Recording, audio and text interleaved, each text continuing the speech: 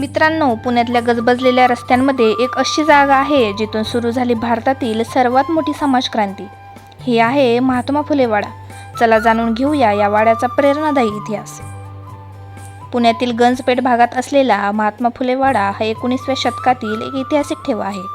हा वाडा सुमारे 1852 साली बांधला गेला आणि येथेच महान समाजसुधारक महात्मा ज्योतिराव फुले आणि त्यांच्या पत्नी सावित्रीबाई फुले राहत होते.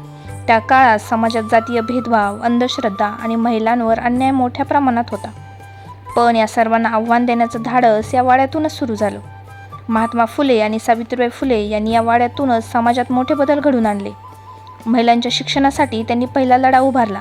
अस्पृश्यतेविरुद्ध त्यांनी आवाज उठवला. सर्वांना समान हक्क मिळावा यासाठी त्यांनी कार्य केलं. सर्वात महत्त्वाची गोष्ट म्हणजे महात्मा फुले यांनी आपल्या घरातील विहीर सर्व जातींसाठी खुली केली. त्या काळात हा निर्णय अत्यंत क्रांतिकारक होता. हा वाडा म्हणजे केवळ घर नव्हतं, तो होता समाज बदलाचा केंद्रबिंदू. भारतामध्ये मुलींच्या शिक्षणाची सुरुवात इथूनच झाली. सावित्रीबाई फुले यांनी भारतातील पहिली मुलींची शाळा सुरू केली आणि महात्मा फुले यांनी त्यांना पूर्ण पाठिंबा दिला. त्या काळात मुलींना शिकवणं म्हणजे पाप मानलं जायचं. लोक सावित्रीबाई फुलेंवर दगड, शेणफेक करायचे, पण त्या थांबल्या नाहीत. त्या दररोज शाळेत जायच्या, शिक्षण देत राहिल्या आणि म्हणूनच आज त्यांना भारतातील पहिल्या महिला शिक्षिका म्हणून ओळखलं जातं.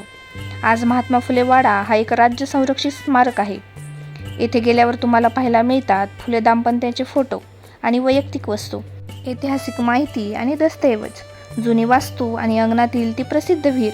हा वाडा आजही त्या काळातील संघर्ष आणि प्रेरणा जिवंत ठेवतो. महात्मा फुले वाडा आपल्याला काय शिकवतो? समानतेचा अधिकार, शिक्षणाचं महत्त्व, अन्यायाविरुद्ध लढण्याची प्रेरणा. हा वाडा म्हणजे एक विचार आहे जो आजही आपल्या समाजाला दिशा देतो.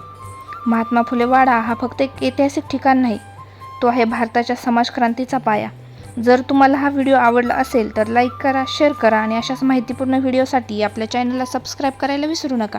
थँक्यू.